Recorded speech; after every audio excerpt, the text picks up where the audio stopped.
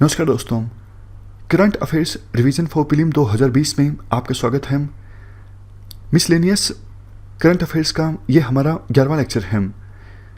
इस वीडियो में हम अप्रैल महीने के मिसलेनियस करंट अफेयर्स को रिवाइज करेंगे।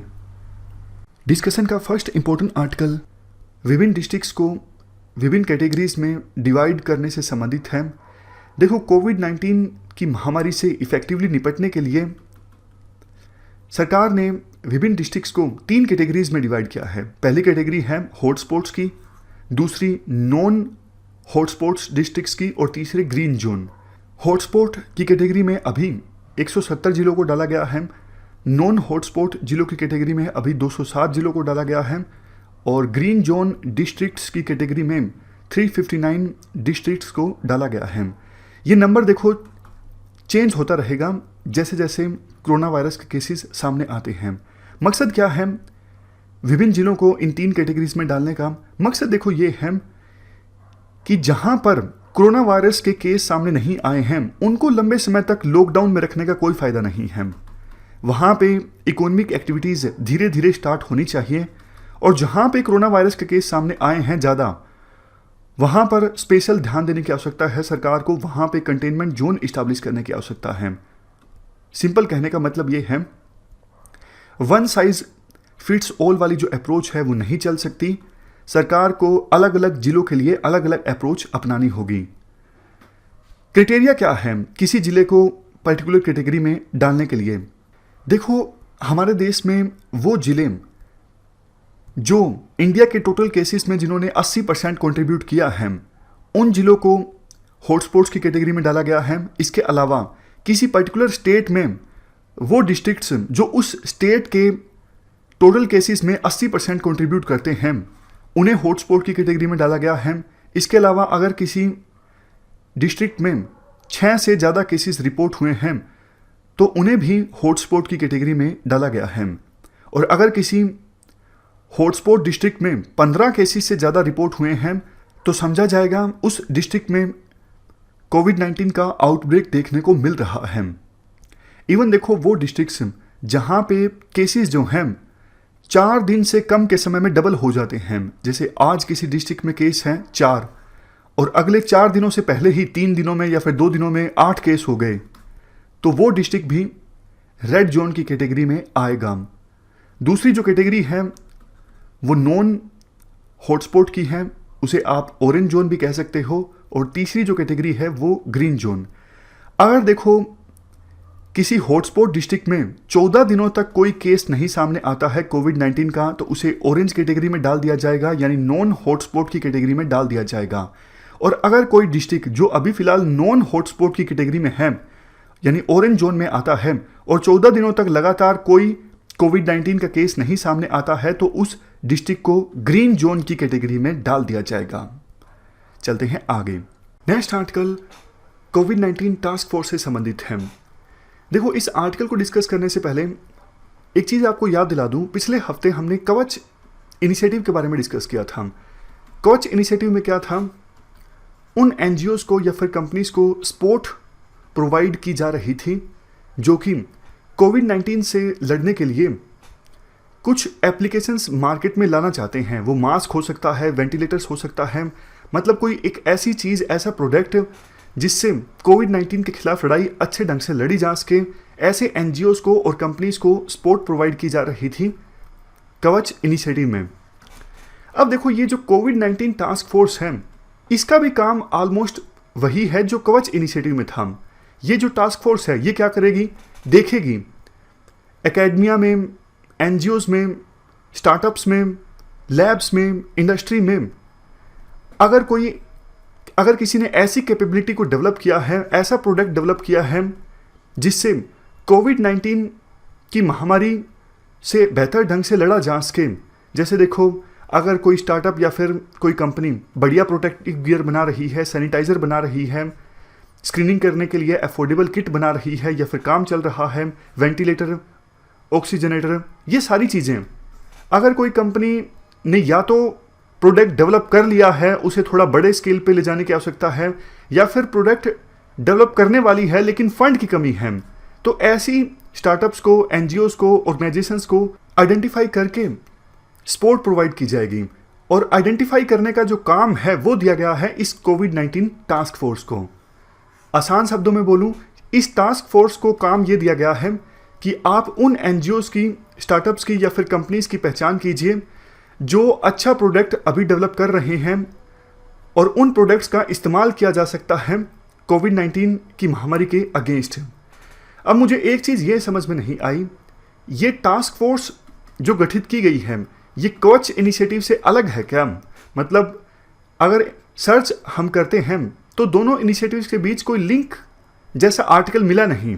मतलब सर्च करने पर मुझे तो एटलीस्ट ऐसा कोई आर्टिकल नहीं मिला जो इस टास्क फोर्स को कवच इनिशिएटिव से आपस में लिंक करता हो, जबकि काम देखो दोनों का थोड़ा सेम सा ही है, बहुत ज़्यादा डिफरेंस नहीं है काम में। तो इस टास्क फोर्स में देखो बहुत सारी डिपार्टमेंट्स और मिनिस्ट्रीज से रिप्रेजेंटेटिव हैं, जैसे department of science and technology, department of biotechnology, ICMR, ministry of electronics and information technology, CSIR, Atal innovation mission, ministry of micro small and medium enterprises, startup India, all India council for technical education. इन सब से representative शामिल होंगे इस task force में। Task force का काम ये होगा मैपिंग करना, मतलब उन स्टार्टअप्स की, कंपनीज की, एकेडमिया की पहचान करना जो ऐसे प्रोडक्ट पर काम कर रहे हैं जिन्हें इस्तेमाल किया जा सकता है कोविड-19 के खिलाफ महामारी में। और जब पहचान कर ली जाएगी, मैपिंग कर ली जाएगी, तो उसके बाद सपोर्ट प्रोवाइड की जा सकती है सरकार के द्वारा उन स्टार्टअप्स की, एकेडमिया की या फिर कंपनीज की। चलते हैं आगे। Next article covid transmission to newborn से संबंधित है। क्या कंटेस्ट है? हाल ही में देखो मुंबई में एक 3 दिन के बच्चे का टेस्ट किया गया जो कि कोविड-19 से पॉजिटिव मिला। हालांकि बाद में एक दूसरे हॉस्पिटल में जब फिर से टेस्ट किया गया तो वो टेस्ट नेगेटिव आया। अगर देखो हम बात करें, अभी तक ऐसा कोई सबूत नहीं है जिससे ये पता लगता हो कि प्रेग्नेंट वुमन अगर कोविड-19 से पॉजिटिव है तो वर्टिकल ट्रांसमिशन कोविड-19 का हो सकता है मदर से माँ के पेट में मौजूद बच्चे में। समझ गए? मतलब पैदा होने के बाद इन्फेक्शन हो सकता है काफ़ी रीजंस की वजह से। जैसे देखो बच्चे का अभी अभी जन्म हुआ है तो ब्रेस्ट फीडिंग के दौरान या फिर हॉस्पिटल के इन्वायरमेंट की वजह से नए पैदा हुए बच्चे में कोविड-19 का इन्फेक्शन हो सकता है। बट ऐसा कोई एविडेंस अभी मौजूद नहीं है कि अगर मदर प्रेग्नेंट है और कोविड-19 से इन्फेक्टेड है मदर, तो पेट में मौजूद बच्चे में ट्रांसमिशन हो जाए कोविड-19 का, ऐसा कोई अभी एविडेंस नहीं है। वैसे आईसीएमआर यानी Indian council of medical research कोशिश कर रही है कि एक रजिस्ट्री इस्टाब्लिश की जाए प्रेग्नेंट वुमन की, ताकि और ज़्यादा डेटा हो और ज़्यादा ज़रूरी एक्शंस लिए जा सकें कि प्रेग्नेंट वुमन को अगर कोविड-19 है तो उन केसेस को कैसे डील करना है। अभी फ़िलहाल WHO ने कोई गाइडलाइंस अलग से जारी नहीं की है कि प्रेग्नेंट वुमन को किस प्रकार से अलग से ऑपरेट करना है। जो जनरल ट्रीटमेंट संबंधित प्रोटोकॉल बाकी पेशेंट्स के लिए है वही प्रेग्नेंट वुमन के लिए है। चलते हैं आगे। इम्पोर्टेंट आर्टिकल ई रक्त कोष पोर्टल से संबंधित है। क्या कंटेस्ट है? देखो वो लोग जो कोविड-19 से अब ठीक हो चुके हैं, रिकवर कर चुके हैं, उनके ब्लड का इस्तेमाल किया जा सकता है क्रिटिकली इल पेशेंट्स को प्लाज्मा थेरेपी देने के लिए, उनकी जान बचाने के लिए। तो बहुत सारे ऐसे लोग जो अब कोविड-19 से रिकवर कर चुके हैं वो सामने भी आए हैं अपना ब्लड डोनेट करने के लिए, ताकि बहुत ही ज़्यादा जो बीमार कोविड-19 के पेशेंट्स हैं उनको प्लाज्मा थेरेपी दी जा सके। बट थोड़ी कन्फ्यूज़न है कहाँ पे उनका ब्लड स्टोर करके रखा जाए। तो इसीलिए सेंट्रल गवर्नमेंट ने ये कहा है कि हमारे देश में जितने भी ऐसे डोनर्स हैं वो ब्लड डोनेट करते हैं, उस ब्लड को मैनेज करने के लिए ई रक्त कोष पोर्टल का इस्तेमाल किया जाए। तो इस ई रक्त कोष पोर्टल की हम बात कर लेते हैं। इसको देखो इस्टेब्लिश किया गया था 2016 में, उस समय जो minister of health and family welfare थे उनके द्वारा। ये क्या है? ये देखो centralised blood bank management system है। सिंपल भाषा में बोले, हमारे देश में ब्लड बैंक्स को मैनेज करने के लिए ये सेंट्रलाइज्ड सिस्टम है। इस पोर्टल की सहायता से हमारे देश में सरकारी और प्राइवेट ब्लड बैंक्स को मैनेज किया जाता है। ये पोर्टल देखो कॉम्प्रिहेंसिव आईटी सॉल्यूशन प्रोवाइड करता है। फॉर एग्जांपल कैसे ब्लड बैंक्स ऑपरेट करेंगे, उनके फंक्शन करने के लिए स्टैंडर्ड ऑपरेटिंग प्रोसीजर क्या होगा, तमाम तरह की जानकारियाँ इस पोर्टल पर जाकर आप प्राप्त कर सकते हो। जैसे देखो कहाँ पर आपके नज़दीक कौन सा ब्लड बैंक है और वहाँ पे कौन से ब्लड ग्रुप का कितने यूनिट ब्लड मौजूद हैं।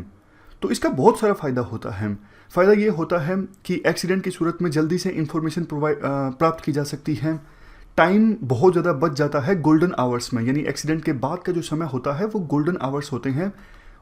उस समय में, उस प्रीशियस टाइम में सारी इन्फॉर्मेशन प्राप्त की जा सकती है इस पोर्टल की सहायता से और उस टाइम को अच्छे से यूटिलाइज किया जा सकता है।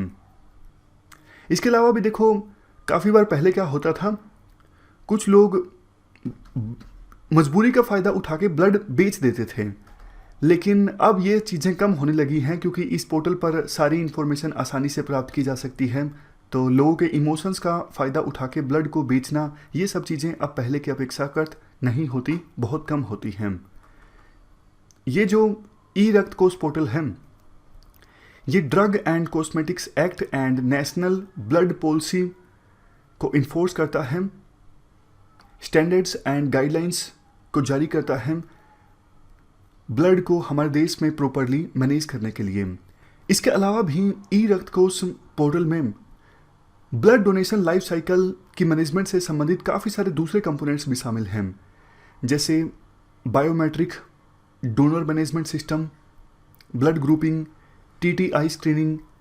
टीटीआई स्क्रीनिंग में क्या होता है, जैसे ही देखो कोई पर्सन ब्लड डोनेट करता है तो पहले ब्लड डोनेशन से पहले स्क्रीनिंग होती है, कहीं ऐसा तो नहीं डोनर के ब्लड से कोई पैथोजन ट्रांसमिट हो जाएगा उस पर्सन में जो ब्लड को रिसीव करेगा, जैसे हेपेटाइटिस बी, हेपेटाइटिस सी, कहीं इस प्रकार का इन्फेक्शन तो नहीं ट्रांसमिट कर जाएगा उस पर्सन में जो रिसीव करने वाला है ब्लड को। तो पहले जांच की जाती है ब्लड डोनेशन से पहले।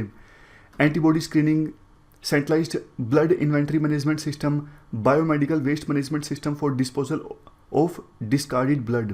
वो ब्लड जो अब यूज़ करने लायक नहीं है, जिसको डिस्कार्ड किया जा चुका है, उसको किस प्रकार से डिस्पोज करना है, ये भी शामिल है। इससे संबंधित भी गाइडलाइंस हैं ई रक्त कोष पोर्टल में। चलते हैं आगे। Important article genome sequencing of कोविड-19 से संबंधित है। जीनोम सीक्वेंसिंग से संबंधित बेसिक्स की बात हम बाद में करेंगे, पहले जानते हैं हुआ क्या है। हुआ ये है, इंडिया ने global initiative on sharing all influenza data से नोवल कोरोना वायरस के जीनोम सीक्वेंसेस शेयर किए हैं। जैसे देखो जो पर्सन्स इन्फेक्टेड हैं उनसे सैंपल्स लिए जाते हैं और सैंपल से वायरस को एक्सट्रैक्ट करके उसकी जीनोम सीक्वेंसिंग की जाती है। तो इंडिया ने इस प्रकार की नो जीनोम सीक्वेंसिंग अब शेयर की है global initiative on sharing all influenza data के साथ। अभी तक देखो 57 कंट्रीज़ ने 3086 जीनोम सीक्वेंसेस शेयर किए हैं नोवल कोरोना वायरस के global initiative on sharing all influenza data के साथ। यूएसए ने सबसे ज़्यादा नोवल कोरोना वायरस के 621 जीनोम सीक्वेंसेस शेयर किए हैं। इसके बाद यूके ने 350, बेल्जियम ने 253 यानी 253 और चाइना ने 242। इंडिया में भी आईसीएमआर ने अब अलाउ कर दिया है जो नेशनल रिसर्च लेबोरेटरीज हैं वो नोवल कोरोना वायरस की टेस्टिंग कर सकती हैं। हमारे देश में centre for cellular and molecular biology जो कि तेलंगाना में है, इसके अलावा institute of genomics and integrative biology ये न्यू दिल्ली में है।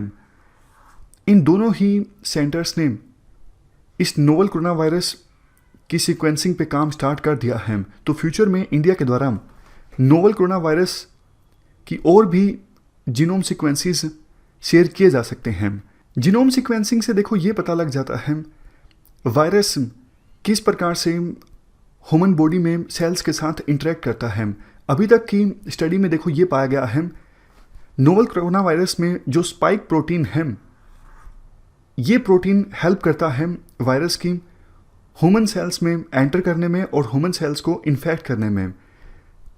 तो ये सब कैसे पता लगता है? ये सब पता लगता है जीनोम सीक्वेंसिंग की सहायता से।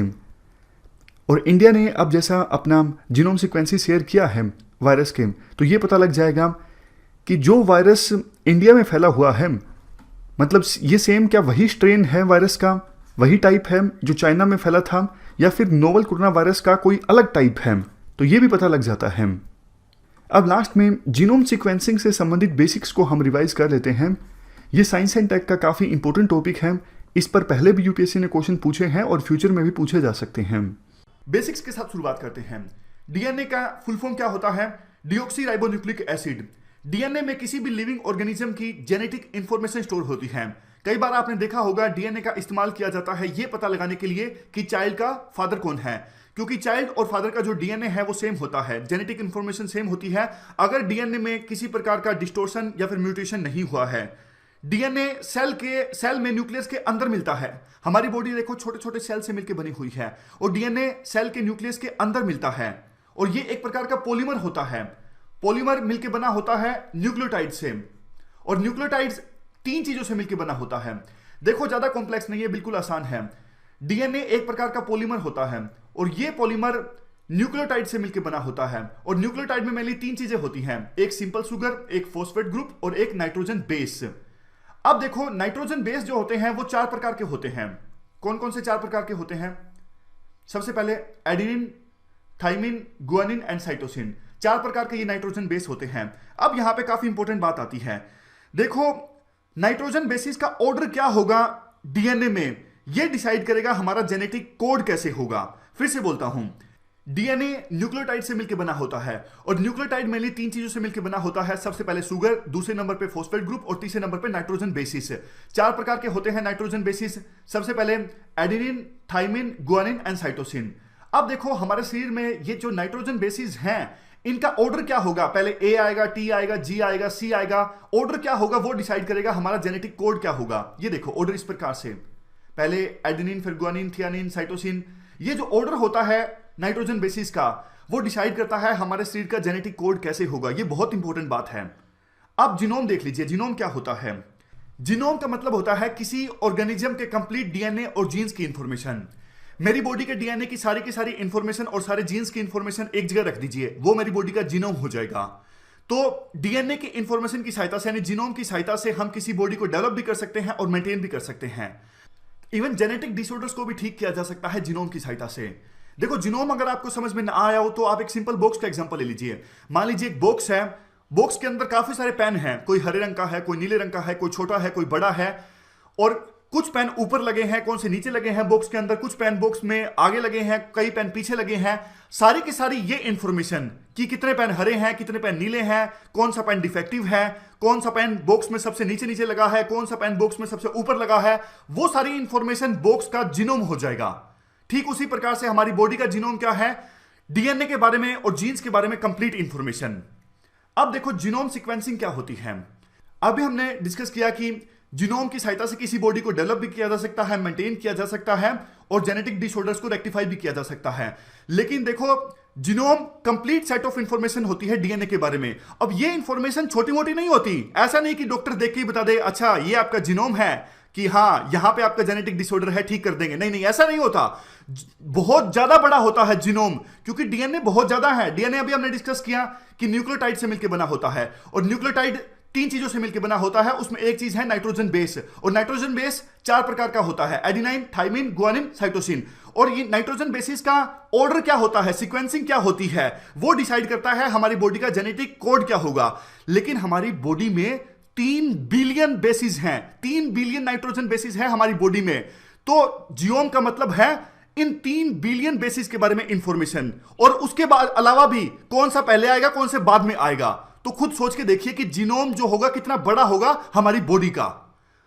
अब जीनोम सीक्वेंसिंग का मतलब यह है जीनोम को सीक्वेंस करना, यानी ऑर्डर में लगाना, उसको एक जगह पे नोट करना कि पहले ये आएगा, पहले बाद में आएगा। तो सोच के देखिए कितना बड़ा ये काम हो जाएगा। हमारी बॉडी के अंदर जो 3 बिलियन बेसिस हैं उनको एक ऑर्डर में लगाना, ताकि साइंटिस्ट उसको स्टडी कर सकें कि बॉडी में आखिरकार गलती है क्या।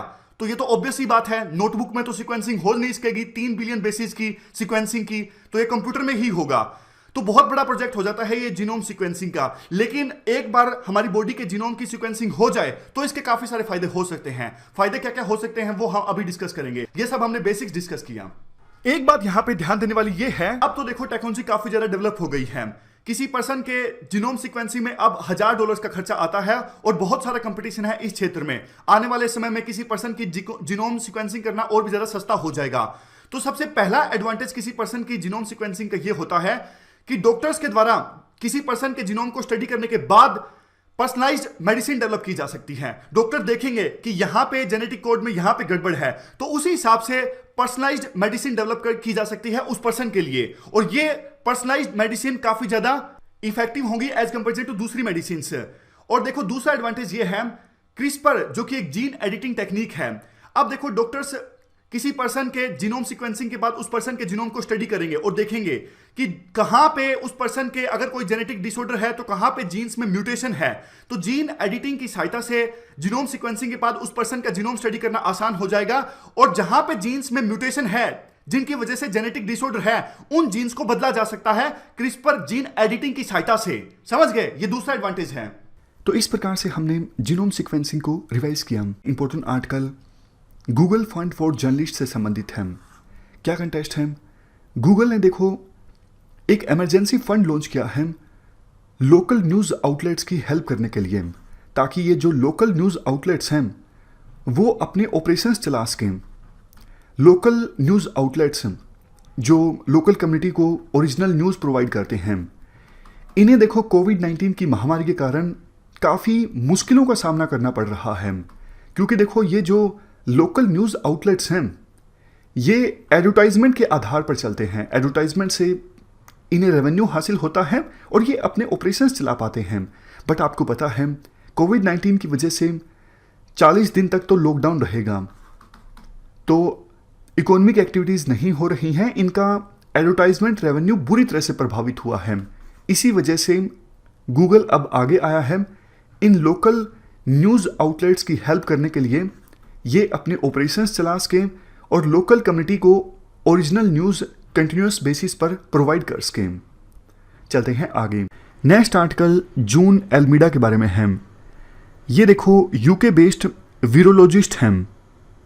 वीरोलॉजिस्ट वो लोग होते हैं जो वायरसेस को स्टडी करते हैं। जून एल्मीडा बहुत ही फेमस वीरोलॉजिस्ट हैं।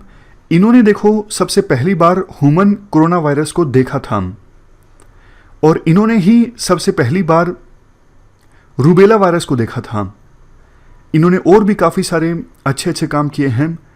जैसे इन्होंने ये फिगर आउट किया था हेपेटाइटिस बी वायरस के 2 अलग अलग कंपोनेंट्स हैं। एक तो देखो पार्टिकल के सरफेस के ऊपर और एक अंदर।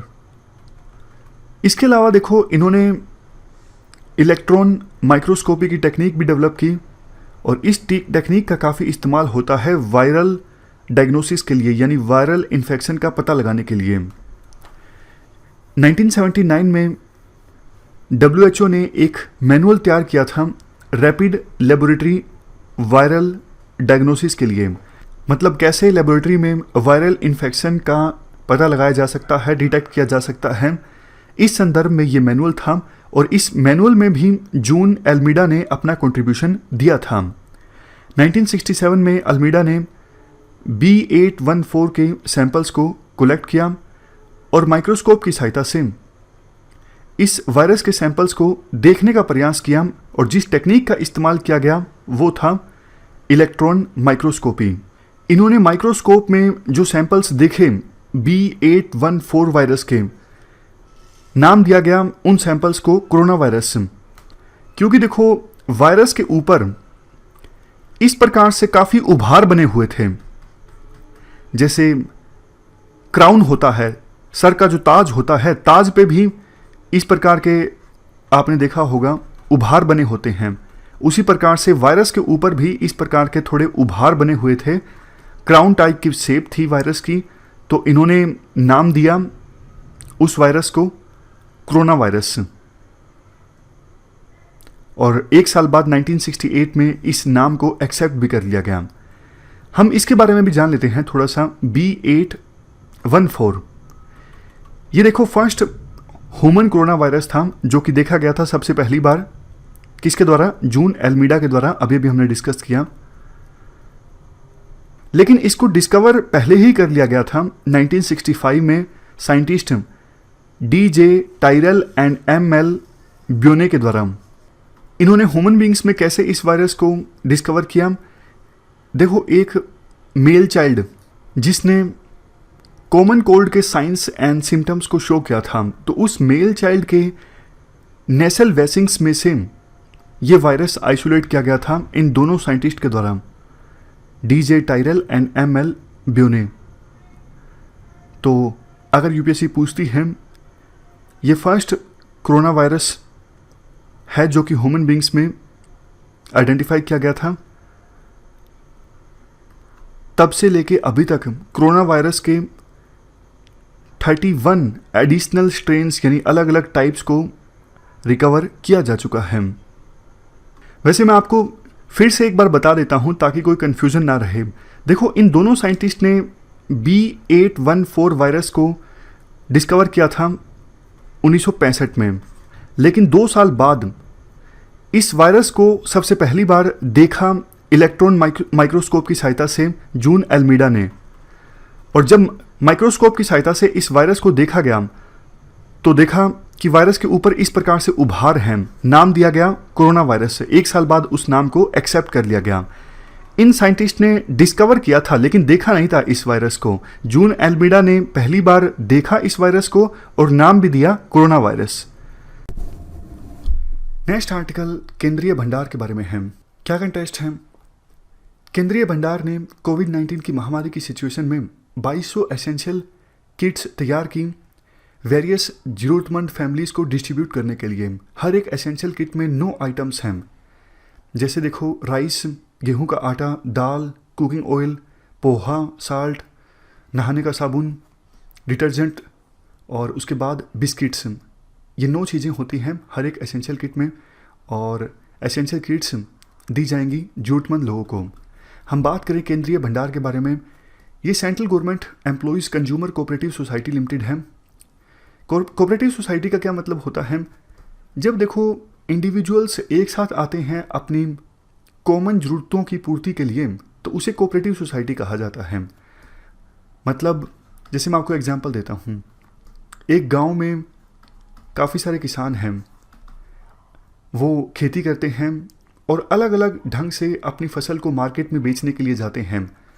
तो इंडिविजुअल फार्मर की नेगोशिएटिंग कैपेसिटी नहीं होगी, बट गांव में जितने किसान हैं वो एक साथ आ जाएंगे, कोऑपरेटिव सोसाइटी बना लेंगे और मिलकर इनपुट्स परचेज करेंगे, चाहे वो फर्टिलाइज़र हो या फिर बीज हो, और मिलके ही अपनी फसल को बेचेंगे। तो ज़्यादा बेहतर ढंग से पैसा कमाया जा सकता है किसानों के द्वारा इकट्ठा होकर। तो ये एक एग्जाम्पल है किस प्रकार से किसान अपनी कॉमन नीड्स की पूर्ति करने के लिए एक साथ आए, कॉमन इकोनॉमिक इंटरेस्ट को अचीव करने के लिए। मतलब ये सोचकर एक साथ आए थे कि एक साथ आने से सबको फ़ायदा होगा, सबको इकोनॉमिक बेनिफिट होगा। 1963 में ये इस्टेब्लिश की गई थी कोऑपरेटिव सोसाइटी केंद्रीय भंडार। ये सोसाइटी सेंट्रल गवर्नमेंट एम्प्लॉयज़ और जनरल पब्लिक के इंटरेस्ट को सर्व करती है। जैसे देखो, डेली नीड्स का क्वालिटी गुड्स प्रोवाइड करना रीजनेबल प्राइसेस पर, इसके अलावा पब्लिक डिस्ट्रीब्यूशन सिस्टम में भी इफेक्टिव रोल प्ले करना रिटेल आउटलेट्स की सहायता से। कुत्ता बोल रहा है पीछे। ये जो केंद्रीय भंडार है, ये देखो department of personal and training के अंतर्गत काम करती है और हमारे देश में लार्जेस्ट कंज्यूमर कोऑपरेटिव सोसाइटी है और काफ़ी सारे स्टेट्स में काम करती है ये सोसाइटी है केंद्रीय भंडार। चलते हैं आगे। आर्टिकल किसान रथ एप्लीकेशन के बारे में है। क्या कंटेस्ट है? Ministry of agriculture and farmer welfare ने ये एप्लीकेशन लॉन्च की है, किसान रथ एप्लीकेशन। इसको डेवलप किया गया है NIC के द्वारा और सपोर्ट मिली है ministry of electronics and information technology की। देखो, लॉकडाउन की वजह से बहुत से किसान अपनी फसलों को मंडी तक नहीं ले जा पा रहे थे, काफ़ी दिक्कत हो रही थी। अब देखो, गेहूं है या फिर दूसरी फसल है, सरसों है, इनको तो चलो थोड़े समय बाद किसान ले जाएगा, 1 हफ्ते बाद, 2 हफ्ते बाद, बट जो पेरिसेबल आइटम्स हैं, सब्जियां, फ्रूट्स, दूध, अंडे, इनको अगर आप समय पर नहीं ले जाओगे मंडी में तो किसान की फसल खराब हो जाएगी। तो ये जो एप्लीकेशन है ना, ये किसान को जोड़ती है 20,000 ट्रैक्टर से 5 लाख ट्रक से। मतलब एक पूरा नेटवर्क बना हुआ है ट्रक ऑपरेटर्स का और ट्रैक्टर ऑपरेटर्स का, मतलब जो ट्रांसपोर्ट की सर्विसेज प्रोवाइड करते हैं, उस नेटवर्क से जुड़ जाते हैं किसान इस एप्लीकेशन के माध्यम से, और उनको दिक्कत नहीं आती। वो हायर कर सकते हैं इस एप्लीकेशन की सहायता से ट्रक को, ट्रैक्टर को अपनी फसल को मंडी में ले जाने के लिए। तो किसान की जो समस्या है कि वो अपनी फसल को मंडी में ना ले जा पाएँ, वो प्रॉब्लम सोल्व हो जाती है। इसके अलावा भी देखो, ना सिर्फ मंडी में बल्कि लोकल वेयर हाउस में फसल को ले जाना हो, कलेक्शन सेंटर तक ले जाना हो, या फिर लोकल मंडी से किसी दूसरे स्टेट में भेजना हो, या फिर स्टेट की ही किसी दूसरी मंडी में भेजना हो, प्रोसेसिंग यूनिट तक भेजना हो, फूड पार्क में भेजना हो, रेलवे स्टेशन तक फसल ले जानी हो, तब भी इस्तेमाल किया जा सकता है इस एप्लीकेशन का। और इस एप्लीकेशन की सहायता से ट्रक या फिर ट्रैक्टर को किराए पर लिया जा सकता है। तो ये हमने पूरा आर्टिकल डिस्कस किया किसान रथ एप्लीकेशन का। नाम में रथ है तो अंदाज़ा आप लगा सकते हो कि ये किसानों का रथ होगा, मतलब ये एप्लीकेशन किसानों को ट्रांसपोर्ट की सर्विसेज प्रोवाइड करने में मदद करेगी। इंपॉर्टेंट आर्टिकल ऑपरेशन शील्ड के बारे में है। ये ऑपरेशन है देखो दिल्ली सरकार का। ये ऑपरेशन चलाया जाता है दिल्ली सरकार के द्वारा कंटेनमेंट जोन में कोविड-19 को कंट्रोल करने के लिए। एग्जाम्पल की सहायता से बताता हूँ। देखो, मान लीजिए दिल्ली के एक मोहल्ले में या फिर गली में काफ़ी सारे केसेस इमर्ज होकर आए हैं कोविड-19 के, तो उस एरिया को कंटेनमेंट जोन डिक्लेयर कर दिया जाता है और उस कंटेनमेंट जोन में ये ऑपरेशन लॉन्च किया जाता है, ऑपरेशन शील्ड। ऑपरेशन शील्ड में 6 स्टेप्स को फॉलो किया जाता है। सबसे पहला स्टेप, कंटेनमेंट जोन को पूरी तरह से सील ऑफ कर दिया जाए। समझ गए? मान लीजिए इस मोहल्ले में कोविड-19 के केस सामने आए हैं, तो इस पूरे एरिया को पूरी तरह से सील कर दिया जाए ताकि इस एरिया का कोई पर्सन बाहर ना निकल पाए और बाहर का कोई पर्सन इस एरिया में ना जा पाए। दूसरा स्टेप, इम्पोजिंग ए होम क्वारंटीन। एरिया के अंदर मौजूद सभी लोगों को बोला जाए कि आप घर के अंदर रहो। Aggressive isolation and tracing campaign. देखो, जिन लोगों को कोविड-19 हुआ है इस कंटेनमेंट जोन में, उन पर्सन्स के यानी इन्फेक्टेड पर्सन्स के कॉन्टैक्ट्स को ट्रेस किया जाएगा वेरी एग्रेसिवली। नेक्स्ट, आप देखो सभी लोग घर के अंदर मौजूद रहेंगे तो उनको एसेंशियल कमोडिटीज़ कौन देगा? सरकार देगी। होम डिलीवरी होगी एसेंशियल कमोडिटीज़ की, ताकि ये इंश्योर किया जा सके, ये सुनिश्चित किया जा सके कोई भी पर्सन घर से बाहर बिल्कुल भी ना निकले। Next step, local sanitisation. Sodium hydrochloride की सहायता से पूरे एरिया को डिसइंफेक्ट किया जाता है। सबसे लास्ट में डोर टू डोर स्क्रीनिंग। जो लोकल लेवल के हेल्थ वर्कर्स हैं जैसे आशा वर्कर्स, वो देखो हर घर में जाती हैं, सर्वे कंडक्ट करती हैं, पूछती हैं क्या आपके घर में कोई ऐसा सदस्य है जिनके द्वारा कोविड-19 से संबंधित सिम्टम्स को शो किया जा रहा है। इस प्रकार से डोर टू डोर स्क्रीनिंग की जाती है। ये 6 स्टेप्स शामिल हैं ऑपरेशन शील्ड में। इससे पहले भी दिल्ली सरकार ने एक 5T प्लान लॉन्च किया था। 5T प्लान में क्या है? 5 T हैं, testing, tracing, treatment, team work, tracking. तो ये हमने आर्टिकल डिस्कस किया ऑपरेशन शील्ड के बारे में। चलते हैं आगे। पहले important article personal protective equipment से संबंधित है। क्या कंटेस्ट है? DRDO ने एक पर्सनल प्रोटेक्टिव इक्विपमेंट डेवलप किया है जिसमें देखो स्पेसिफिक टाइप का फाइबर है और उसके ऊपर कोटिंग है। देखो, इस पर्सनल प्रोटेक्टिव इक्विपमेंट के बारे में बेसिक जानकारी हम डिस्कस कर लेते हैं। ये एक प्रकार के प्रोटेक्टिव गियर होते हैं जिनको डिज़ाइन किया जाता है ताकि हेल्थ वर्कर्स को बायोलॉजिकल एजेंट से खतरा ना हो। बायोलॉजिकल एजेंट जैसे बैक्टीरिया, वायरस, इनसे हेल्थ वर्कर्स को प्रोटेक्ट करने के लिए इन इक्विपमेंट्स का इस्तेमाल किया जाता है हेल्थ वर्कर्स के द्वारा। देखो, हेल्थ वर्कर्स बिल्कुल फ्रंट लाइन पर काम करते हैं। अब कोविड-19 से मान लीजिए इन्फेक्टेड कोई पर्सन है, दूसरे जो लोग हैं वो तो सोशल डिस्टेंस मेंटेन कर लेंगे, लेकिन हेल्थ केयर वर्कर्स को इलाज करना होता है पेशेंट्स का। बार बार बॉडी को चेक करना पड़ता है। और देखो ये सब चीज़ें दूर रहकर नहीं हो सकती, पेशेंट के करीब रहना पड़ता है और वो भी काफ़ी बार लंबे समय तक। तो ऐसे में पेशेंट से इन्फेक्शन का खतरा बढ़ जाता है हेल्थ केयर वर्कर्स को, और हेल्थ केयर वर्कर्स इसी के लिए ये बैरियर इस्तेमाल करते हैं ताकि हार्मफुल बायोलॉजिकल एजेंट्स पेशेंट से हेल्थ केयर वर्कर्स में एंटर ना कर सकें। इन्हें ही कहा जाता है पर्सनल प्रोटेक्टिव इक्विपमेंट। बट देखो दिक्कत ये है, एकदम से कोविड-19 की महामारी आ गई तो अब ना सिर्फ इंडिया में बल्कि बाकी देशों में भी पर्सनल प्रोटेक्टिव इक्विपमेंट्स की बहुत ज़्यादा कमी हो गई है। चाइना का एग्जाम्पल दिया जाता है। चाइना की वुहान सिटी में डॉक्टर्स ने इवन डायपर पहन के काम किया। क्यों? क्योंकि देखो एक तो इस पर्सनल प्रोटेक्टिव इक्विपमेंट को पहनने में उतारने में समय लगता है, दूसरा इसे ना रीयूज नहीं किया जा सकता। एक बार किसी ने पहन लिया तो बस पहन लिया, उसे बाद में रीयूज नहीं किया जा सकता। तो पर्सनल प्रोटेक्टिव इक्विपमेंट्स की काफ़ी कमी थी इवन चाइना में भी। अगर डॉक्टर्स वॉशरूम जाते हैं तो मतलब ज़्यादा पर्सनल प्रोटेक्टिव इक्विपमेंट्स खराब होंगे। तो ये एग्जाम्पल दिया जाता है कि चाइना के डॉक्टर्स ने वुहान में कितनी ज़्यादा मेहनत की। बहुत सारे डॉक्टर्स ने इवन डायपर्स पहन के काम किया। खैर बात करते हैं इंडिया की। इंडिया में भी फ़िलहाल पर्सनल प्रोटेक्टिव इक्विपमेंट्स की काफ़ी ज़्यादा कमी है। तो अलग अलग एनजीओज फर्म्स डेवलप कर रही हैं पर्सनल प्रोटेक्टिव इक्विपमेंट्स को, और इसी दिशा में डीआरडीओ ने ऐसे पर्सनल प्रोटेक्टिव इक्विपमेंट को डेवलप किया है जो स्पेसिफिक टाइप के फाइबर से बना होगा और जिसके ऊपर कोटिंग होगी। इसको देखो प्रिपेयर किया गया है एक स्पेशल सीलेंट की सहायता से। सीलेंट मतलब एक ऐसा सब्सटेंस जो फ्लूइड को पास होने से रोकता है। जहाँ पे देखो कोई जॉइंट होता है या फिर कोई ओपनिंग हो, वहाँ पे इस सीलेंट का इस्तेमाल किया जा सकता है। इसके अलावा देखो डीआरडीओ ने दो चीज़ें और भी डेवलप की। अगर किसी छोटे से एरिया को सैनिटाइज करना है, मान लीजिए किसी कमरे को सैनिटाइज करना है, छोटी सी जगह है, तो एक portable backpack area sanitisation equipment को डीआरडीओ के द्वारा डेवलप किया गया है। मतलब जैसे बैग को हम पीछे लटका लेते हैं, उसी प्रकार से ये पोर्टेबल इक्विपमेंट होगा और वो पर्सन जो सैनिटाइज कर रहा है एरिया को, वो अपने पीछे लगा लेगा उस इक्विपमेंट को और सैनिटाइज करता रहेगा। और इसके अलावा थोड़े बड़े एरिया को सैनिटाइज करना है तो उसके लिए एक trolley mounted large area sanitisation equipment भी डेवलप किया गया है डीआरडीओ के द्वारा।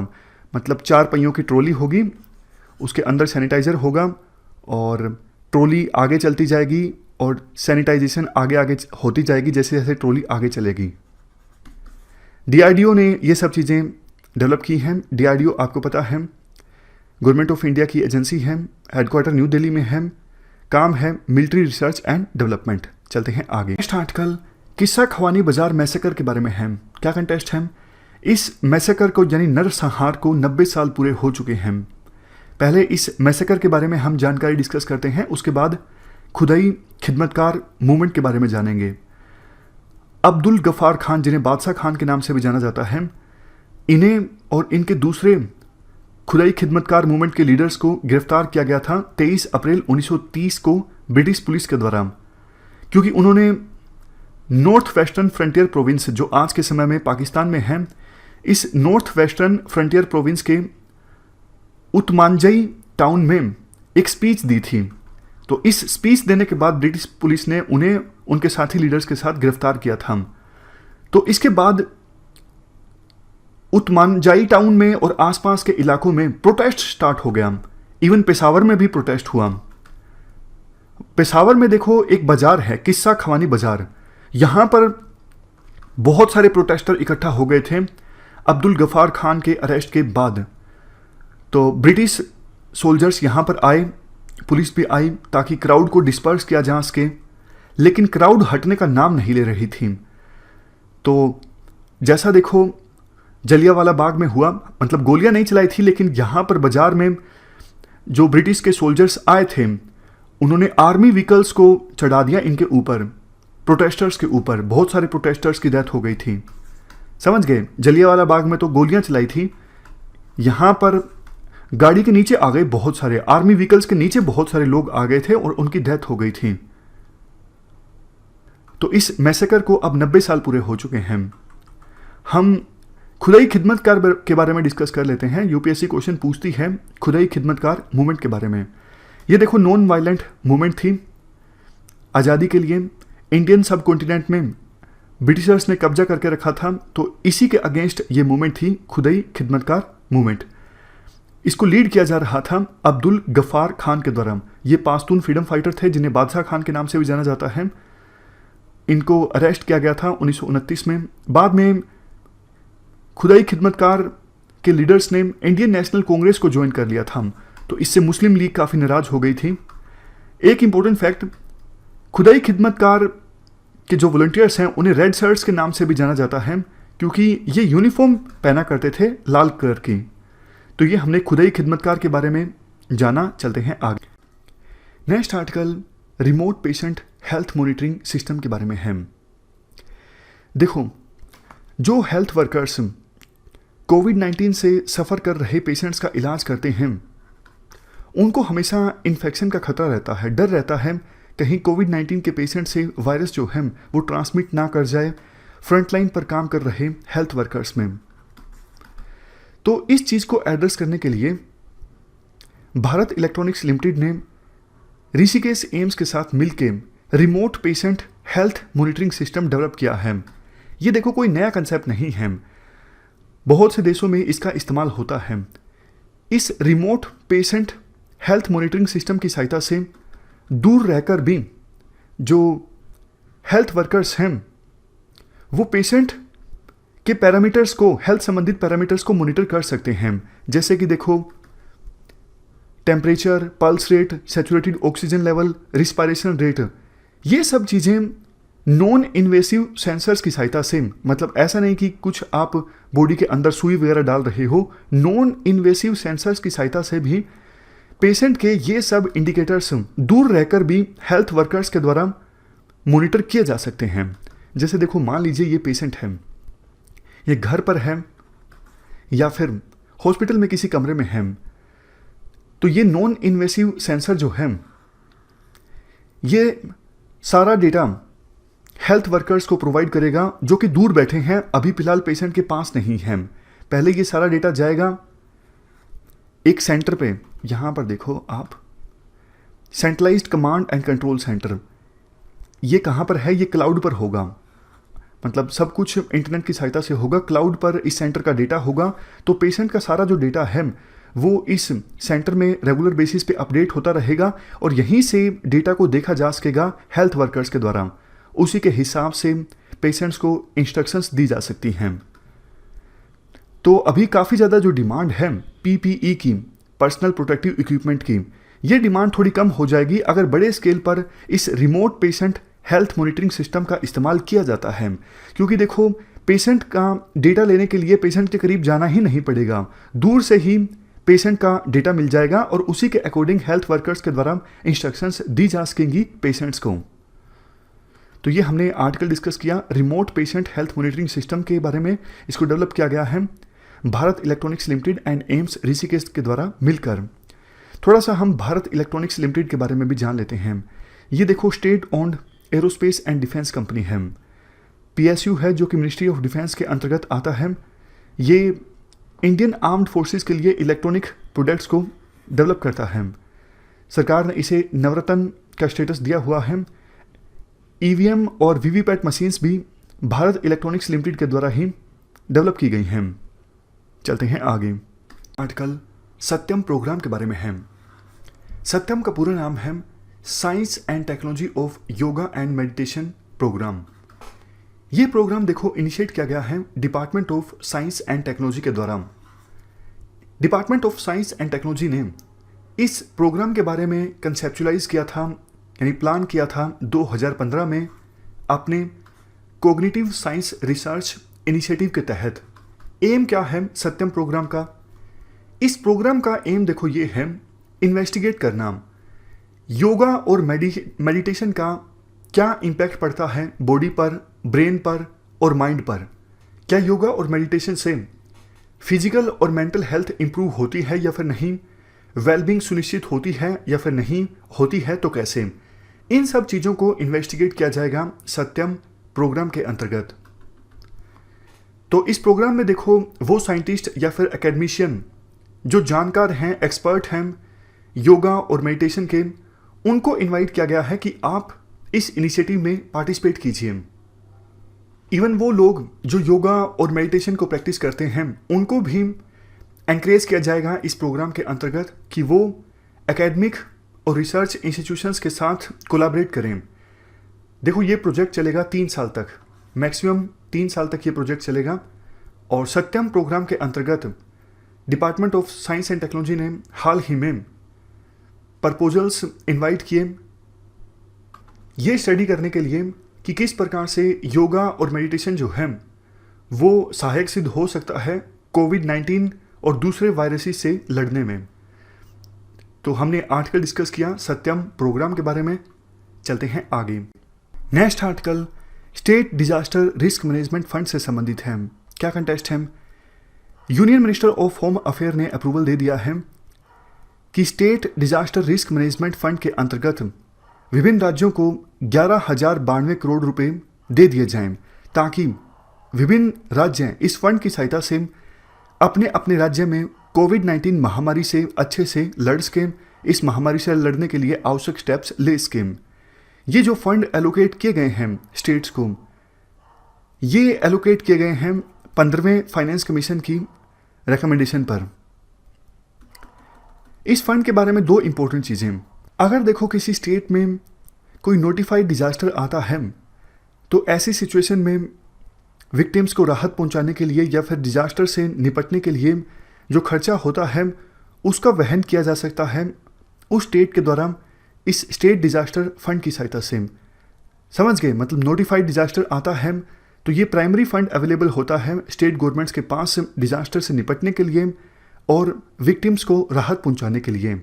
दूसरी इंपॉर्टेंट बात, अगर देखो कोई जनरल कैटेगरी का स्टेट है या फिर यूटी है तो उनके लिए इस state disaster risk management fund में 75% पैसा कंट्रीब्यूट किया जाता है सेंटर के द्वारा और बाकी 25% रिस्पेक्टिव स्टेट के द्वारा और यूटी के द्वारा।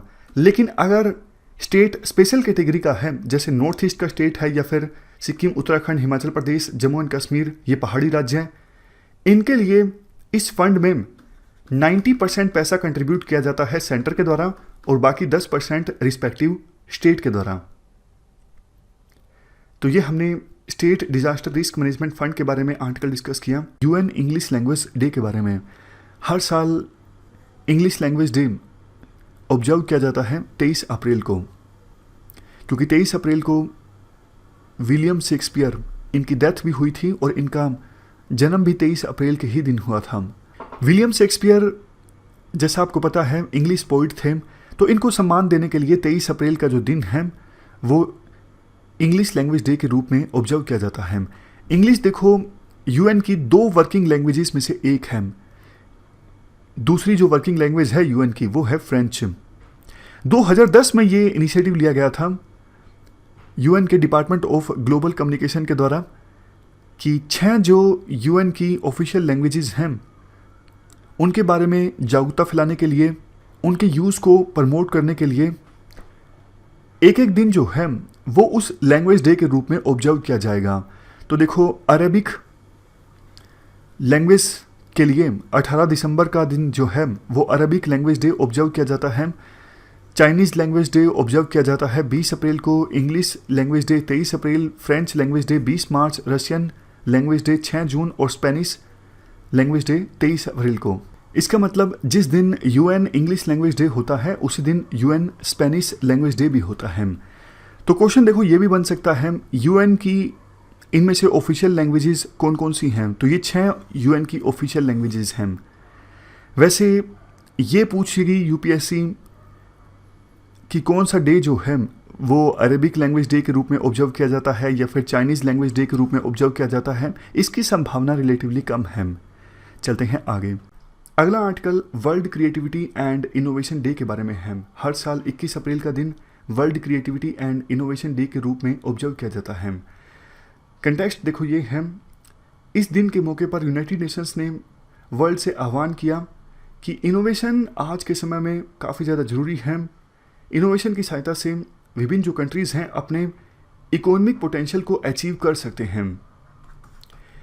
ये देखो ग्लोबल यूएन डे है जो हर साल ऑब्जर्व किया जाता है 21 अप्रैल को। मकसद ये है लोगों को बताना, जागरूकता पैदा करना कि सस्टेनेबल डेवलपमेंट गोल्स को अचीव करने में किस प्रकार से क्रिएटिविटी और इनोवेशन बहुत ज़्यादा ज़रूरी है। क्रिएटिविटी और इनोवेशन की सहायता से आप ऐसी ऐसी एप्लीकेशंस ला सकते हो, ऐसे ऐसे मॉडल्स डेवलप कर सकते हो जिससे सस्टेनेबल डेवलपमेंट गोल्स को ज़्यादा बेहतर ढंग से अचीव किया जा सकता है। सबसे पहली बार ये जो डे है वो 21 अप्रैल 2018 को ऑब्जर्व किया गया था। तो इस बार तीसरी बार था कि इसी 21 अप्रैल को ये world creativity and innovation day observe किया गया। चलते हैं आगे।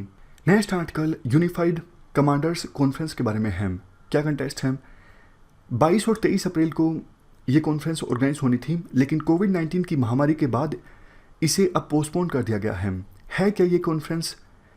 देखो एनुअल मीटिंग होती है 3 armed force services, army, navy और एयरफोर्स और मिनिस्ट्री ऑफ डिफेंस की।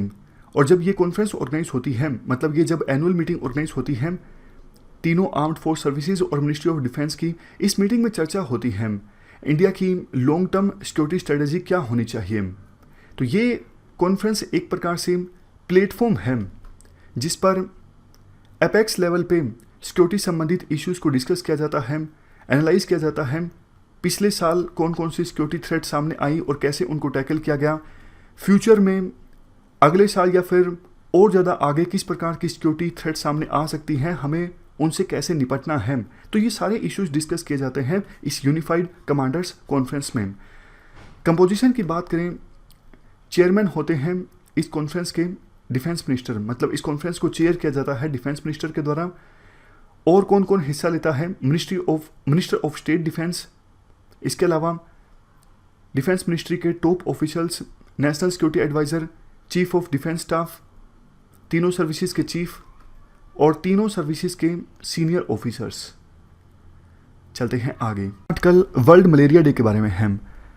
हर साल 25 अप्रैल का जो दिन है वो वर्ल्ड मलेरिया डे के रूप में ऑब्जर्व किया जाता है ताकि मलेरिया के बारे में ज़्यादा से ज़्यादा अवेयरनेस फैलाई जा सके और विभिन्न देशों को मोटिवेट भी किया जा सके कि भैया आप प्रयास कीजिए मलेरिया को जड़ से ख़त्म करने के लिए। इस बार की थीम थी zero malaria starts with me. मकसद यही था कि मलेरिया के बारे में अवेयरनेस फैलाना।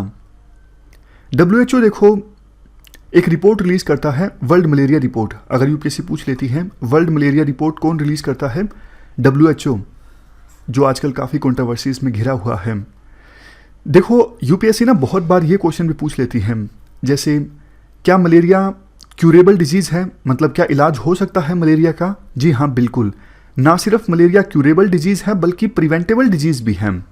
मलेरिया की ट्रीटमेंट के लिए एक ड्रग का इस्तेमाल किया जाता है जो काफ़ी ज़्यादा फिलहाल सुर्खियों में है। आपने बिल्कुल सही सोचा है, हाइड्रोक्सी क्लोरोक्विन। जब से देखो यूएसए के राष्ट्रपति ट्रंप ने कहा था इस ड्रग का इस्तेमाल किया जा सकता है कोविड-19 के क्रिटिकली इल पेशेंट्स के लिए, तब से इस ड्रग की डिमांड काफ़ी ज़्यादा बढ़ गई। इंडिया में मलेरिया के काफ़ी केसेस आते हैं, इसलिए इंडिया हाइड्रोक्सी क्लोरोक्विन की मैन्युफैक्चरिंग काफ़ी करता है। तो हमने बहुत सारे देशों को हाइड्रोक्सी क्लोरोक्विन की सप्लाई भेजी। प्रिवेंटेबल का मतलब देखो ये है, अगर हम ध्यान रखें, मॉस्किटो नेट का इस्तेमाल करें, साफ़ सफाई का प्रॉपर ध्यान रखें, तो मलेरिया को प्रिवेंट किया जा सकता है। इस बार की वर्ल्ड मलेरिया रिपोर्ट की हम बात करें, ये कहा गया है रिपोर्ट में कि 2014 से लेकर 2018 के बीच मलेरिया के केसेस कम करने में कोई खास प्रोग्रेस नहीं देखने को मिली। मतलब 2014 से लेकर 2018 के बीच मलेरिया के केसेस कुछ खास कम नहीं हुए। तो इसलिए अब एक अप्रोच अपनाई गई है high burden to high impact, ताकि मलेरिया के केसेस कम हो, खास करके उन देशों में जिनमें मलेरिया के ज़्यादा केसेस सामने आते हैं। 4 पिलर्स हैं इस high burden to high impact approach के। सबसे पहले political will to reduce malaria deaths, दूसरे नंबर पे strategic information to drive impact, तीसरे नंबर पे better guidance policies and strategies और चौथे नंबर पे कोऑर्डिनेटेड नेशनल मलेरिया रिस्पॉन्स। वैसे देखो एक इंपॉर्टेंट फैक्ट आपको बताऊं, 4 डिजीज़ के लिए स्पेशल डे रख रखे हैं WHO ने, ताकि इनके बारे में लोगों को जागरूक किया जा सके। 1 दिसंबर को वर्ल्ड एड्स डे ऑब्जर्व किया जाता है एड्स के बारे में जागरूकता फैलाने के लिए। 24 मार्च को वर्ल्ड ट्यूबरक्लोसिस डे, 28 जुलाई को वर्ल्ड हेपेटाइटिस डे और 25 अप्रैल को वर्ल्ड मलेरिया डे। मलेरिया के बारे में कुछ बेसिक्स हम जान लेते हैं। किसके कारण होता है? देखो, मलेरिया होता है प्लाज्मोडियम पैरासाइट के कारण। फीमेल एनोफिलीज मॉस्किटो, काफ़ी बार मॉस्किटो का नाम पूछ लिया जाता है, फीमेल एनोफिलीज मॉस्किटो। ये मॉस्किटोज जब इन्फेक्टेड पर्सन को काट लेती हैं तो इनको भी इन्फेक्शन हो जाता है, और बाद में इन्फेक्टेड मॉस्किटोज जब दूसरे पर्सन्स को काटती हैं तो जिस पैरासाइट की वजह से ये मलेरिया होता है, प्लाज्मोडियम पैरासाइट, ये उस पर्सन में फैल जाता है जिनको काटा है इन्फेक्टेड मॉस्किटोज ने।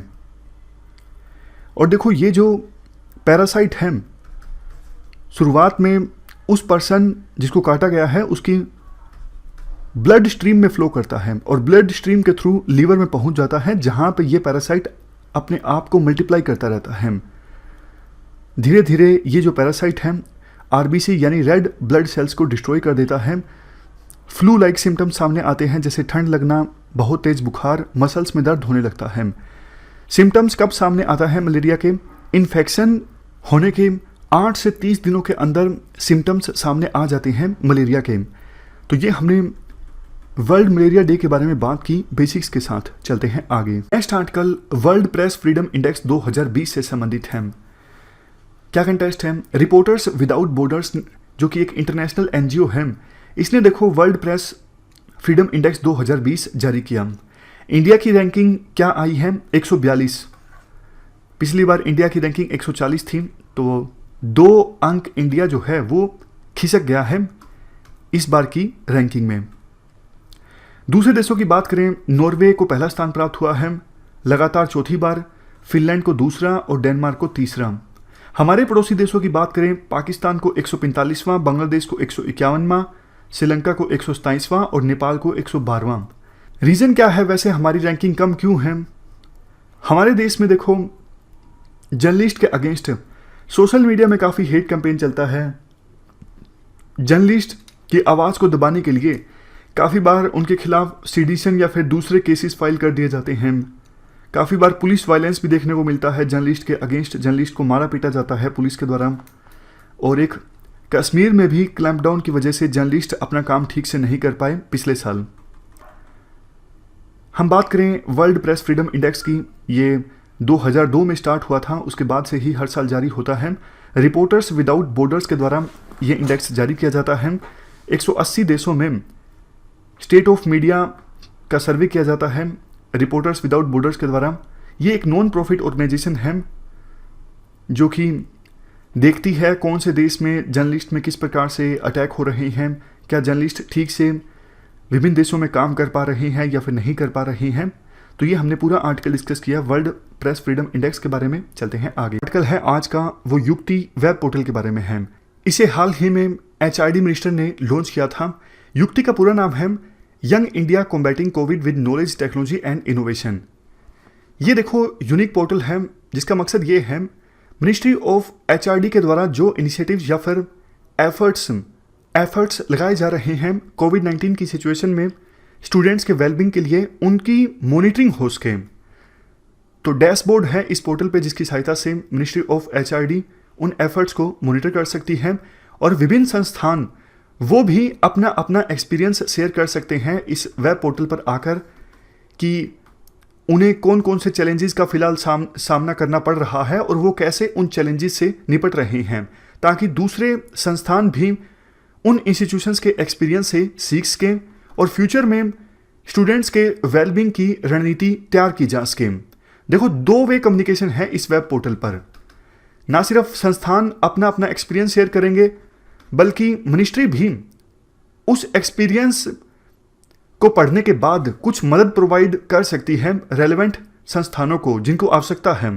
इसके अलावा देखो ये पोर्टल स्टूडेंट्स के द्वारा जो क्रिटिकल इश्यूज फेस किए जाते हैं, जैसे प्लेसमेंट रिलेटेड चैलेंजेस या फिर स्टूडेंट्स की मेंटल एंड फिजिकल वेलबींग, इस तरफ भी ध्यान देगा, मतलब इन इश्यूज को भी एड्रेस करने की कोशिश करेगा।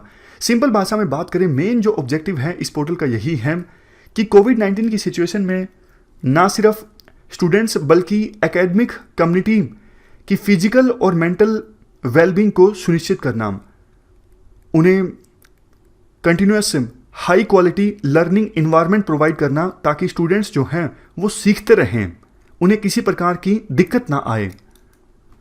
तो ये पोर्टल संस्थानों को बेटर प्लानिंग के लिए इनपुट भी देगा और आने वाले 6 महीनों के लिए मिनिस्ट्री ऑफ एचआरडी की जो एक्टिविटीज़ हैं उनको मॉनिटर करने का एक प्लेटफॉर्म भी प्रोवाइड करेगा।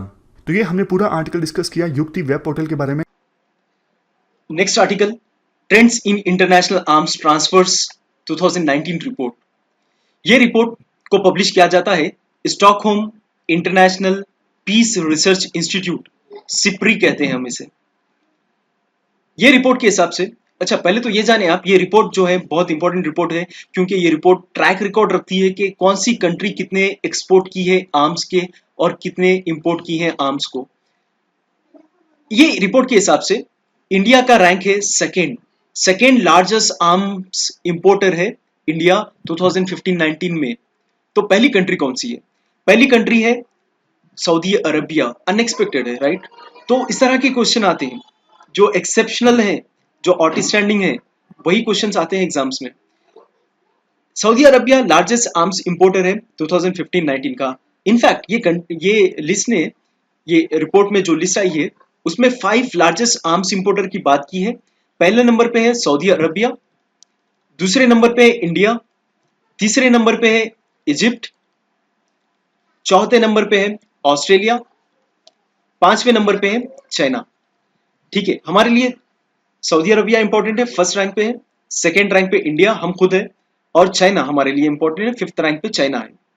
ये याद रखें। और ये पूरे 5 कंट्रीज को मिला के जो ग्लोबल लेवल पे आर्म्स जो इंपोर्ट करते हैं उनकी जो स्ट्रेंथ है, तादाद है, 36% हो गई है। पूरे 36% आर्म्स इंपोर्ट यही कंट्री के द्वारा की जाती है। इंडिया की स्पेसिफिकली अगर हम बात करें तो इंडिया तो सेकेंड लार्जेस्ट आर्म्स इंपोर्टर है, अभी हमने जाना। Russia remaining the largest supplier, Russia largest supplier है। अगरचे के इंडिया, देखिए पहले इंडिया का फ्रेंडली नेशन था रशिया, और इंडिया लगभग 72% आर्म्स इंपोर्ट करता था रशिया से, लगभग 72%। अभी इंडिया ने कम कर दिया है इसको, अब बन गया है इसका परसेंटेज 56%। फिर भी इंडिया ने कम भी कर दिया है रशिया से इंपोर्ट करना आर्म्स, फिर भी रशिया लार्जेस्ट सप्लायर है आर्म्स के स्फीयर में। अगर हम लीडिंग थिंक टैंक की बात माने तो सेकंड कौन है? फिर सेकंड देखिए इसराइल है। इसराइल लगभग 175% आर्म्स इंपोर्ट करता है, और फ्रांस, इसराइल लगभग 175% आर्म्स सप्लाई करता है, और फ्रांस 715% आर्म्स सप्लाई करता है।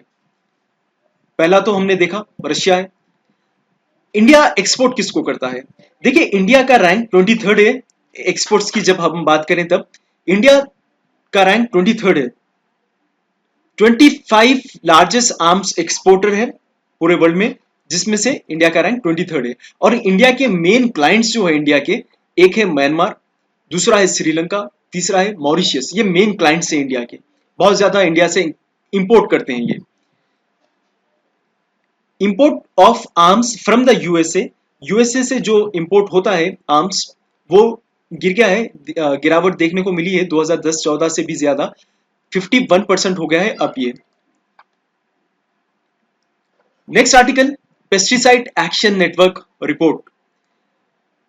ये रिपोर्ट ये बता रही है कि महाराष्ट्र बहुत ज्यादा केमिकल पेस्टिसाइड्स यूज करते हैं एग्रीकल्चर फील्ड में। 5 इयर्स की रिपोर्ट है ये। 5 इयर्स तक सर्विलेंस पे थे हर कोई, और 5 इयर्स में ये मालूम पड़ा कि महाराष्ट्र मोस्ट केमिकल पेस्टिसाइड्स है ये 5 साल की। पेस्टिसाइड एक्शन नेटवर्क इंडिया, इसका एक रीजनल ब्रांच होता है पैन करके, pesticide action network full form है इसका। ये एक इंटरनेशनल कोलिजन है ऑफ नॉन प्रॉफिट ऑर्गेनाइजेशंस की। ये किस लिए काम कर रहा है, इसके ऑब्जेक्टिव क्या है? इसका ऑब्जेक्टिव ये है कि रिड्यूस करना है, जितने भी जहरीले केमिकल्स यूज हो रहे हैं एग्रीकल्चर में उसको कम करना है। रिपोर्ट ये बता रही है कि महाराष्ट्र बहुत ज्यादा केमिकल पेस्टिसाइड्स यूज करता है इंडिया में, followed by Uttar Pradesh, third rank पे है Punjab.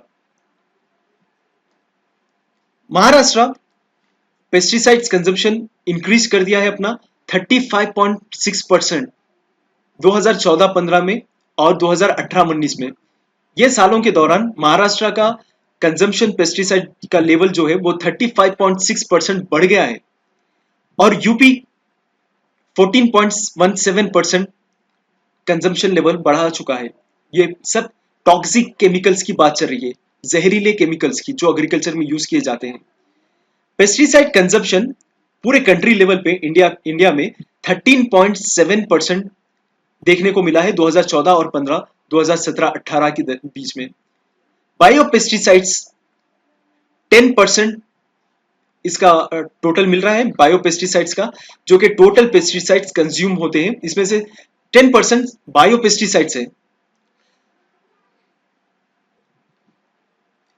Insecticide weedicide production increase हो गया है, बढ़ गया है 2015-16 में, while fungicide and rodenticide decline कर दिया गया है।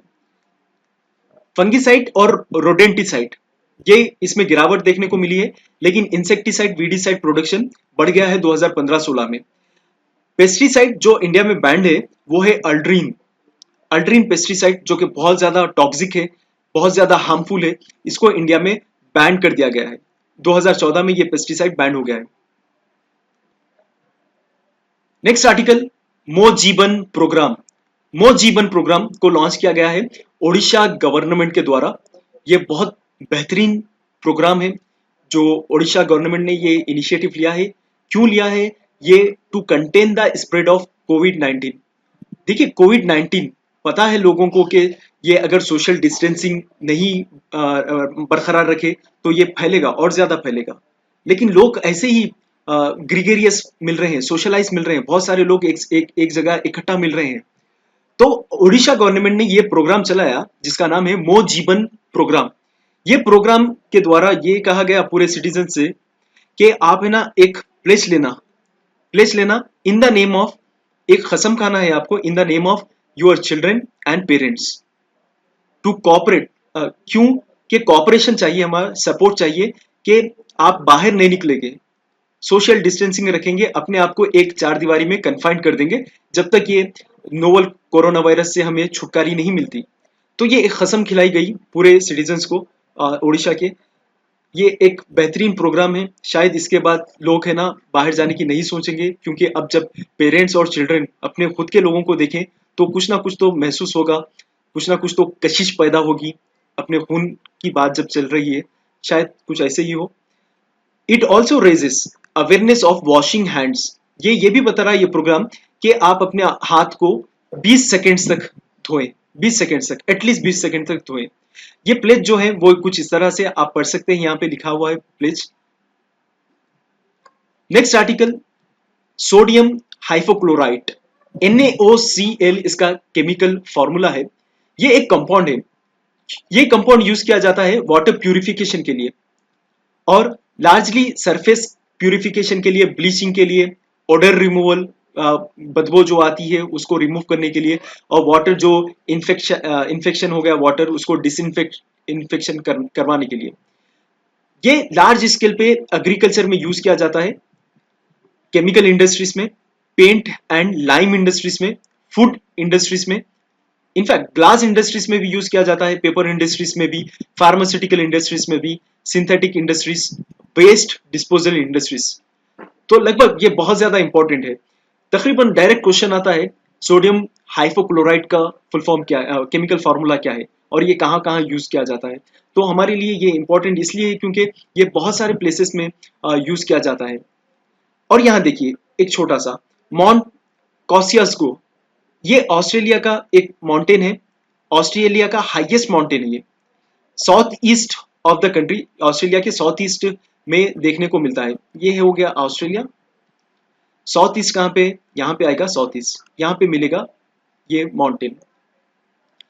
इसके अलावा फेस्टिवल्स जो सेलिब्रेट किए जाते हैं न्यू ईयर, अलग अलग रीजन्स में फेस्टिवल्स का नाम अलग अलग है और उन लोगों के डेट्स भी अलग अलग होते हैं न्यू ईयर के।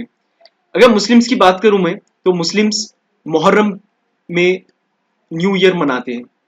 उसी तरह से नावरे नौरे कश्मीरी न्यू ईयर है, लोसार तिबेटियन न्यू ईयर है, रोंगली बिहू असमीज का न्यू ईयर है, Baisakhi Punjabi new year, Pohela Boishakh Bengali new year, खैर ये तो नाम से ही पहचान लोगे आपके, ये बंगाली न्यू ईयर है। गुड़ी पाड़वा मराठी कोंकणी न्यू ईयर है।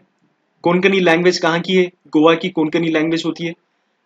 पुथंडू तमिल का न्यू ईयर है, तमिलनाडु में मनाया जाता है ये न्यू ईयर का नाम है पुथंडू। पना संक्रांति ओडिया का है new year. Ugadi Telugu regions में, जैसा कि तेलंगाना स्टेट, आंध्र प्रदेश स्टेट, यहाँ पे उगादी सेलिब्रेट करते हैं as a new year. Vishu Malayali new year मनाते हैं। सी ये बेसिकली आप लोग को याद होना चाहिए। एज अ डिस्ट्रिक्ट कलेक्टर आप जो प्रेस्टिजियस पोजीशंस पे अपॉइंट किए जाते हैं, हर रीजन के थोड़ी बहुत इंफॉर्मेशन तो मालूम होना चाहिए। ये इंपॉर्टेंट है, मैच द फॉलोइंग में आ सकते हैं इस तरह के क्वेश्चंस। तो इस डिस्कशन में फिलहाल इतना ही है। Thank you very much for discussion.